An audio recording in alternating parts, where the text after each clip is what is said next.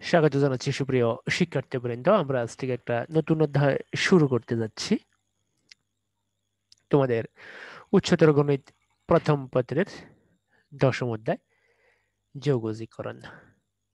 ইতিপূর্বে তোমরা অন্তরীকরণ করে ফেলেছ এবং তার পূর্বে তোমরা ত্রিকোণমিতি শিখেছ। যৌগজীকরণ খুবই গুরুত্বপূর্ণ একটা অধ্যায়।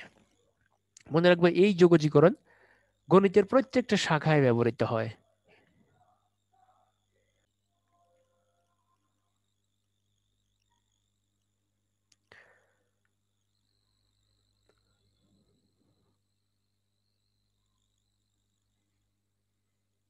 এই অধ্যায় তোমাদের সিকিউ, এমসিকিউ এবং অ্যাডমিশন টেস্টের জন্য ভালোভাবে করতে হবে। মনে রাখবা, যারা যোগজীকরণ ভালো পারবে, অন্তরীকরণ ভালো পারবে, তারা কিন্তু ভর্তি পরীক্ষায় চান্স পেয়ে যায়।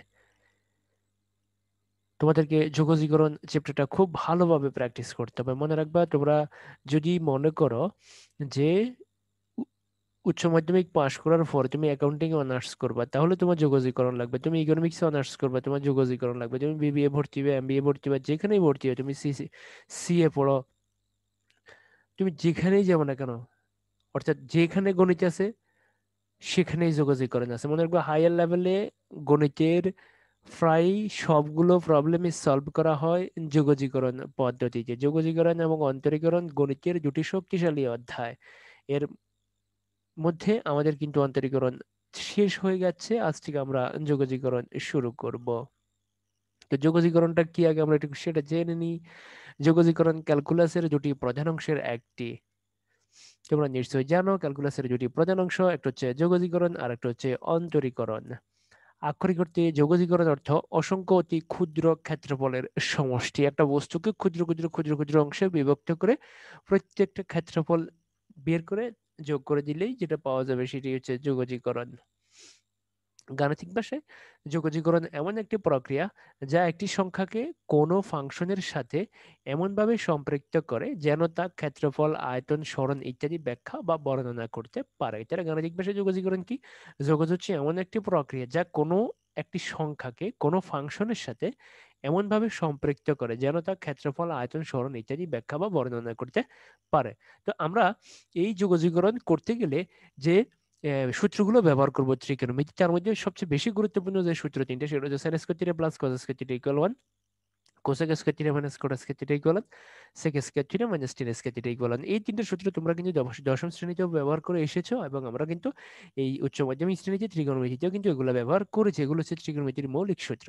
এরপরে দেখো, এই যে সূত্রগুলো, এই সূত্রগুলো কিন্তু আমরা ফার্স্ট পেপারে পেয়েছিলাম। ফার্স্ট পেপারে ত্রিকোণমিতির সপ্তম অধ্যায়ে কিন্তু তোমরা এগুলো ব্যবহার করেছো। sin 2 থিটা সমান 2 sin a cos a, তারপরে sin cos 2 এর সমান cos square minus sin square, 2 cos square এর সমান 1 প্লাস cos 2, 2 sin স্কয়ার এর সমান 1 মাইনাস cos 2। এগুলো কিন্তু ভালোভাবে মনে রাখতে হবে। যদি এই সূত্রগুলো যদি তুমি না জানো, তাহলে তুমি কিন্তু যোগজীকরণ অথবা অন্তরীকরণ কোনোটাই করতে পারবে না। মনে রাখবে, ত্রিকোণমিতির সবচেয়ে বেশি ব্যবহার হচ্ছে যোগজীকরণ এবং অন্তরীকরণ। এরপর আসো এই যে সূত্রগুলা, সাইন এ সমান হচ্ছে 2 sin a by 2 cos a by 2, cos a সমান হচ্ছে cos square a by 2 minus sin square a by 2, এবারে 2 cos স্কয়ার a বাই 2 সমান হচ্ছে 1 প্লাস cos a, আর 2 sin স্কয়ার a বাই 2 সমান হচ্ছে 1 মাইনাস cos a। এই যে চারটা সূত্র, আর এই চারটা সূত্র কিন্তু একই সূত্র। খেয়াল করো, এই চারটা একই। এখানে খেয়াল করো, এখানে 2a আর এখানে হচ্ছে a, এখানে খেয়াল করো 2a, এখানে হচ্ছে a। তাহলে এই চারটা সূত্র আর এই চারটা সূত্র একই। তাহলে ত্রিকোণমিতির এই সূত্রগুলো যদি তুমি ভালোভাবে জানো, তাহলে তুমি যোগজীকরণের অঙ্কগুলো খুব দ্রুততম সময়ে করতে পারবে।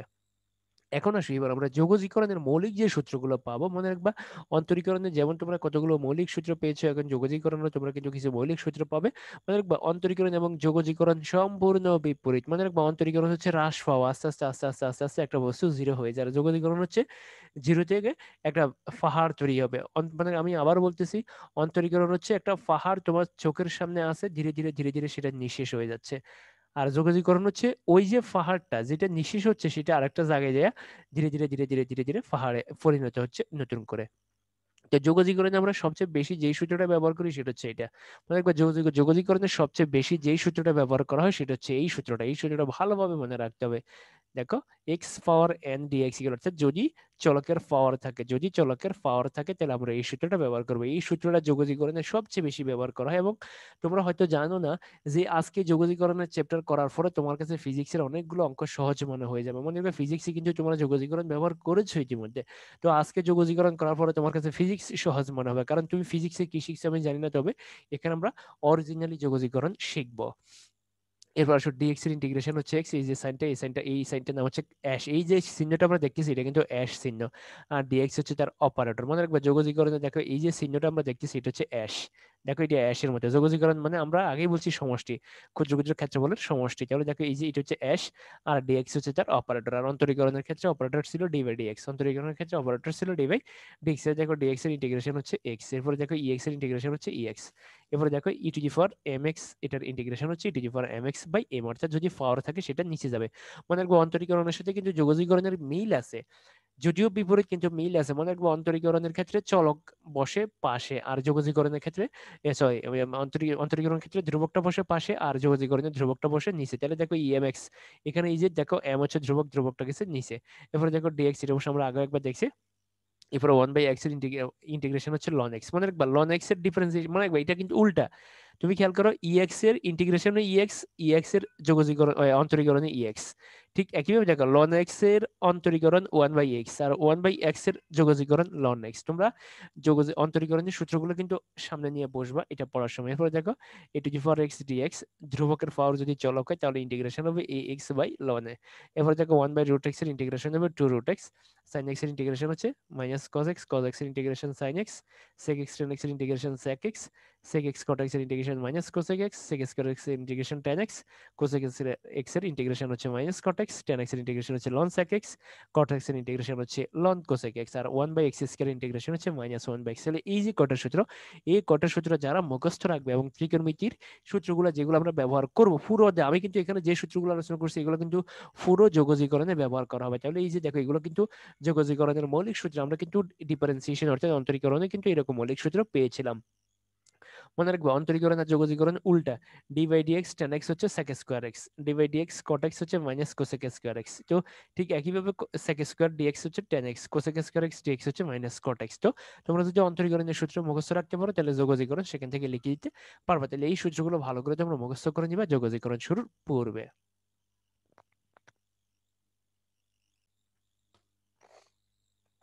তো আসো এবার আমরা প্রথম প্রবলেম সলভ করা দেখি। এই চ্যাপ্টার হচ্ছে বেসিক চ্যাপ্টার, এই চ্যাপ্টার যদি তোমরা ভালোভাবে করতে পারো তাহলে ফরেস্ট চ্যাপ্টার গুলো খুব সুন্দরভাবে বুঝতে পারবা। দেখো 2x প্লাস 5x পাওয়ার 4 dx। তো এখানে দেখো দুটো রাশি যোগ আকারে আছে এবং ফার্স্ট ব্র্যাকেট দিয়ে ইন্টিগ্রেশন সাইন দিয়ে দিয়েছে, তার সাথে অপারেটর বসায় দিয়েছে। তো আমাদেরকে যেটা করতে হবে প্রত্যেকটা রাশির জন্য এই কাজটা করতে হবে ভেঙে ভেঙে। দেখো ইন্টিগ্রেশন করার সময় আমরা সবসময় আই দিয়ে প্রকাশ করি, তোমরা নিশ্চয়ই জানো যে অন্তরীকরণের ক্ষেত্রে আমরা সবসময় ওয়াই দিয়ে প্রকাশ করতাম। অন্তরীকরণে আমরা প্রত্যেকটা অঙ্ককে ওয়াই দিয়ে প্রকাশ করতাম, আর ইন্টিগ্রেশনে আমরা প্রত্যেকটা অঙ্ককে আই দিয়ে প্রকাশ করবো। মনে রাখবো ইন্টিগ্রেশনে আমরা যত অঙ্ক করবো এই পুরো অধ্যায় প্রত্যেকটা অঙ্ককে আমরা আই দিয়ে প্রকাশ করবো।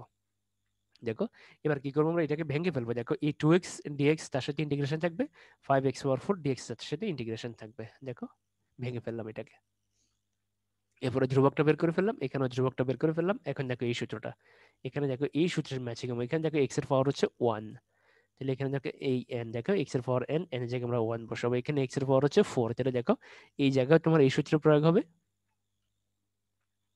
এই জায়গায় এই সূত্রের প্রয়োগ হবে। ভালো করে দেখো, তুমি দু একটা অঙ্ক দেখলে বুঝতে পারবা, তুমি বুঝে যাবে যোগজীকরণ কিন্তু একটা সহজ অধ্যায় কিন্তু খুবই গুরুত্বপূর্ণ অধ্যায়। দেখো x dx, x এর পাওয়ার কত 1, তাহলে দেখো x power n dx equal কত x power n plus 1 by n plus 1, অর্থাৎ power plus 1 by power plus 1। দেখো power plus 1 by power plus 1, ঠিক একইভাবে দেখো x power 4 power plus 1 by power plus 1। তাহলে তোমাকে মনে রাখতে হবে পাওয়ার যাই থাকুক না কেন, দেখো চলকের পাওয়ার, চলকের পাওয়ার যদি ধ্রুবক হয়, চলকের পাওয়ার যদি থাকে তাহলে সেক্ষেত্রে অবশ্যই তোমাকে এই সূত্র ব্যবহার করতে হবে। তাহলে চলকের পাওয়ার কত n, তাহলে এখানে চলকের পাওয়ার কত, চলকের পাওয়ার হচ্ছে 1, তাহলে x power 1 plus 1 by 1 plus 1। এখানে দেখো চলকের পাওয়ার কত 4, তাহলে 4 প্লাস 1 বাই 4 প্লাস 1। এরপরে মজার একটা বিষয় হচ্ছে এখানে তোমাকে ধ্রুবক সি যোগ করতে হবে প্রত্যেকটা অঙ্কে। ইন্টিগ্রেশন সাইন যখন তুমি উঠে যাবে তখন ধ্রুবক সি যোগ করতে হবে। আসলে এই কাজটা কেন করি আমরা, দেখো আমরা যে কাজটা করতেছি এটার নাম হচ্ছে যোগজীকরণ, কিন্তু আমরা যদি এখন এটাকে অন্তরীকরণ করি তাহলে আমরা কিন্তু এটা পেয়ে যাব। আমরা যদি এই রাশিটাকে অন্তরীকরণ করি তাহলে আমরা এটা পাবো, আর যদি আমরা এই রাশিটাকে অন্তরীকরণ করি তাহলে আমরা এখন এটা পাবো। কিন্তু কিছুটা জিনিস নিঃশেষ হয়ে যাবে, যেটা প্রকৃতিতে হারিয়ে যাবে।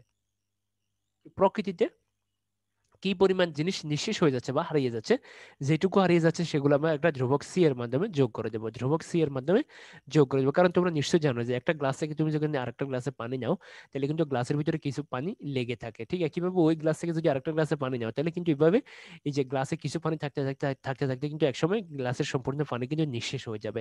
তো এখন এই যে যোগজীকরণ, তুমি এইটাকে অন্তরীকরণ করলে তুমি এটা পাইবা, এটাকে অন্তরীকরণ করলে তুমি এটা পাইবা, কিন্তু কিছু যে জিনিসটা নিঃশেষ হয়ে যাবে তা মেকআপ করার জন্য তোমাকে ধ্রুবক সি যোগ করতে হবে, আর এটার নাম হচ্ছে সমাকলন ধ্রুবক। এই যে সিটা আমরা দেখতেছি এটার নাম হচ্ছে সমাকলন ধ্রুবক। তো এখন যদি আমরা ক্যালকুলেশন করি দেখো কি পাবো, 2 × x² / 2, দেখো 5 × x⁴ 5 × 5 দেখো 2 কাটা 5 কাটা প্লাস সি বাস, এটাই আমাদের আনসার। দেখো এই যে রাশিটা এটা যোগজীকরণ হচ্ছে এটা x² প্লাস x⁴ প্লাস দেখো তুমি এটাকে অন্তরীকরণ করো, অন্তরীকরণ করলে তুমি এটা পাইবা, এটাকে তুমি অন্তরীকরণ করো, অন্তরীকরণ করলে তুমি এটা পাইবা। তার মানে অন্তরীকরণ এবং যোগজীকরণ সম্পূর্ণ বিপরীত।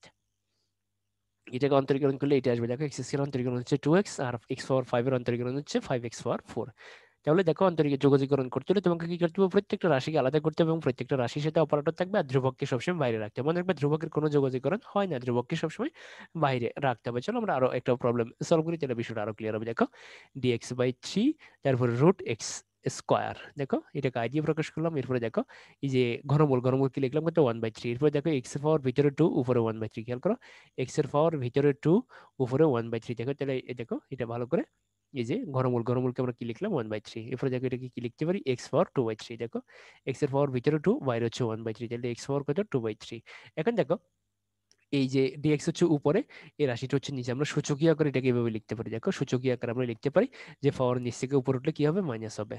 তোমরা নিশ্চয়ই জানো যে 1/x কে আমরা কি লিখতে পারি, x⁴ তাহলে দেখো এটাকে আমরা এভাবে লিখে ফেলছি। এখন দেখো এই সূত্রের সাথে ম্যাচিং করে দেখো এন এর জায়গায় কত আছে, -2/3। দেখো x এর জায়গায় x আছে, দেখো এই যে রাশিটা, এই রাশিটা কিন্তু এই সূত্রের সাথে ম্যাচিং করে। এন এর জায়গায় কত আছে, এন এর জায়গায় আছে -2/3। দেখো তাহলে এই যে x⁴n+1/n+1, দেখো এন এর মান কত, -2/3। তাহলে দেখো -2/3 + 1 -2/3 + 1, দেখো সমাকলন ধ্রুবক সেই যোগ করে দিলাম। এখন যদি ক্যালকুলেশন করি দেখো লসাগু হচ্ছে কত, 3। তাহলে -2 + 3 নিচে -2 + 3, দেখো 18। এরপরে দেখো কত হবে, এরপরে দেখো x⁴ 1/3 আর নিচে কত 1/3, দেখো প্লাস আর এটা উল্টে যাবে, দেখো নিচেরটা উল্টে যাবে। তাহলে কত দাঁড়াচ্ছে, x⁴ 1/3। তাহলে দেখো এই যে রাশিটা, এই রাশিটার সমাকলন হচ্ছে এটা। এখন যদি এটাকে তুমি অন্তরীকরণ করো তাহলে তুমি এটা পেয়ে যাবে। এবার আসলে আমরা যে প্রবলেমটা সলভ করবো, দেখো 11x⁴ 5। তো এখান থেকে ধ্রুবক বের করে দাও, ধ্রুবক বের করলে দেখো এই যে জিনিসটা এটার সাথে ম্যাচিং করে, দেখো x⁴ 5। তো দেখো পাওয়ার+1/পাওয়ার+1 তার সাথে দেখো এটা এটার সাথে ম্যাচিং করে সমাকলন ধ্রুবক সি যোগ করে দাও, দেখো ক্যালকুলেশন করলে এটাই অ্যান্সার আমাদের। এরপর দেখো 6/x⁵। তো এটাকে সূচকীয় পদ্ধতিতে পূর্ণ আকারে নিতে হবে, দেখো পূর্ণ আকারে দেখো আই দিয়ে প্রকাশ করলাম। এরপরে দেখো আমরা কি লিখতে পারি, 6 × x⁻³ 6 বাইরে থাকবে,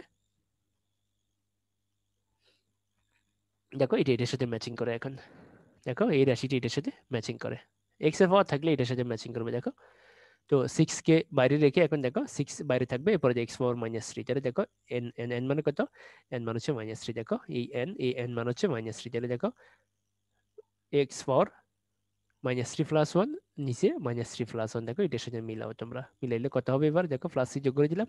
এখন দেখো 6 × x⁻² -2, এখন দেখো -2 দিয়ে এটা কাটা যাবে, কাটা দিলে কত হবে, -3x⁻² + c, এটাই অ্যান্সার। তাহলে এই যে রাশিটা, এই রাশিটার সরি এই রাশিটার সমাকলন হচ্ছে এটা।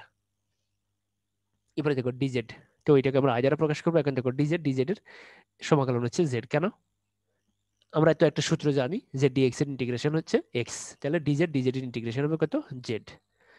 এবার আসলে আমরা এই প্রবলেমটা সলভ করব। দেখো তো এখানে কি করবে, দেখো এক্স কিন্তু ব্র্যাকেটের বাইরে, তাহলে এক্স দ্বারা এটাকে গুণ হবে, এক্স দ্বারা এটাকে গুণ হবে, গুণ করে দিলাম। দেখো এবার দেখো এক্স, এখানে এক্স এর পাওয়ার কত, হাফ, আর এখানে এক্স, তাহলে দেখো টোটাল পাওয়ার কত, দেখো এখানে এক্স এর পাওয়ার 1 আর এখানে এক্স এর পাওয়ার হাফ, তাহলে 1 আর হাফ যোগ করলে কত, 3/2। দেখো ভালো করে, এখানে এক্স এর পাওয়ার 1, এখানে এক্স এর পাওয়ার রুট, তাহলে দেখো রুট মানে কত, হাফ, তাহলে 1 আর হাফ যোগ করলে কত, 3/2। তাহলে দেখো টোটাল দুটো রাশির জন্য আমরা এই সমাকলন চিহ্ন আর অপারেটর আলাদা করবো, দেখো আলাদা করে ফেললাম। এখন দেখো এই যে দেখো এখানেও এই সূত্র ম্যাচিং হবে, এখানেও কিন্তু এই সূত্রটা ম্যাচিং হবে, ভালো করে দেখো তোমরা মিলাইয়া। আর কোনো সূত্র ম্যাচিং করাইতে পারো কিনা, মনে রাখবো সূত্রগুলো কিন্তু ইউনিক। তাহলে দেখো এক্স এক্স এর পাওয়ার কত 1, তাহলে দেখো এক্স এর পাওয়ার কত n, n যদি হয় তাহলে এক্স ফর n প্লাস 1, নিচে n প্লাস 1, তাহলে দেখো 1 প্লাস 1 বাই 1 প্লাস 1। এখানে এক্স এর পাওয়ার কত 3/2, তাহলে এক্স পাওয়ার 3/2 প্লাস 1, 3/2 প্লাস 1, দেখো তার সাথে ধ্রুবক সি যোগ করে দিলাম। এখন ক্যালকুলেশন করো এক্স স্কয়ার বাই 2, দেখো এটা ক্যালকুলেশন করলে কত 3/2 প্লাস 1, তার মানে কত লসাগু, এরপরে দেখো লসাগু নিচে এটা বসলে এক্স পাওয়ার 5/2, এখানে দেখো 5/2, এখন দেখো এটা উল্টে যাবে, উল্টে গেলে কত হবে 2/5 প্লাস সি। বাস হয়ে গেল, আমরা আমাদের কাঙ্ক্ষিত ফলাফল পেয়ে গেলাম। এবার আসো এখানে দেখো আজ প্রকাশ করলাম, এখানে দেখো ব্র্যাকেটের বাইরে 1/x আছে, 1/x এটার গুণ হবে, 1/x এটার গুণ হবে, দেখো গুণ করে দিলাম, 1/x এটাকে গুণ, 1/x এটাকে গুণ, দেখো তাহলে কত হবে, x কাটা গেল 1, আর 1/x গুণ গেলে 1/x স্কয়ার। এবার দেখো এই যে এই অপারেটর আর dx এটার জন্য থাকবে, অপারেটর আর dx এটার জন্য থাকবে, দেখো আলাদা করে ফেললাম। দেখো এখন দেখো dx এর ইন্টিগ্রেশন হচ্ছে x, তাহলে দেখো এখানে আরেকটা সূত্র, দেখো এইটুকুর জন্য আরেকটা সূত্র আসবে, সেটা হচ্ছে ইন্টিগ্রেশন 1/x স্কয়ার dx। তো এটা সূত্র, এটার ইন্টিগ্রেশন হচ্ছে dx x, আর এটার ইন্টিগ্রেশন হচ্ছে -1/x। দেখো কোনটা কার সাথে ম্যাচিং করে, দেখো এটা এটার সাথে ম্যাচিং করবে, এটা এটার সাথে ম্যাচিং করবে। তো দেখো সূত্র বসাই দাও, dx integration x 1/x square integration হচ্ছে -1/x, তার সাথে সমাকলন ধ্রুবক c যোগ করতে হবে। মানে যখনই তুমি চিহ্নটা উঠে যাবে, যখন তোমার চিহ্ন উঠে যাবে তখনই c যোগ করতে হবে। তাহলে যখন ক্যালকুলেশন করলে x -1/x প্লাস c হয়ে গেল। এবার আসো এই দুটা দেখো, দুটো রাশি গুণ আকারে আছে, দেখো দুটো গুণ করতে হবে। দেখো এক্স কিউব আর এটা গুণ, এক্স কিউব আর এটা গুণ, দেখো এক্স কিউব দিয়ে এক্স এর গুণ করলে এক্স পাওয়ার 4, এক্স কিউব দিয়ে 1 এর গুণ করলে এক্স কিউব, 2 দিয়ে এক্স এর গুণ করলে 2x, 2 দিয়ে 1 এর গুণ করলে 2, গুণ করে দিলাম। গুণ করার পরে দেখো চারটা রাশি, চারটা রাশির জন্য দেখো সাইন এবং অপারেটর আলাদা করে ফেললাম। এখন দেখো এই যে তিনটে, এই তিনটার সাথে যেটা ম্যাচিং হবে সেটা হচ্ছে এটা, এই তিনটার সাথে যেটা ম্যাচিং হবে সেটা হচ্ছে এই সূত্রটা, এই তিনটার সাথে এটা ম্যাচিং হবে, আর এটার সাথে এটা ম্যাচিং হবে।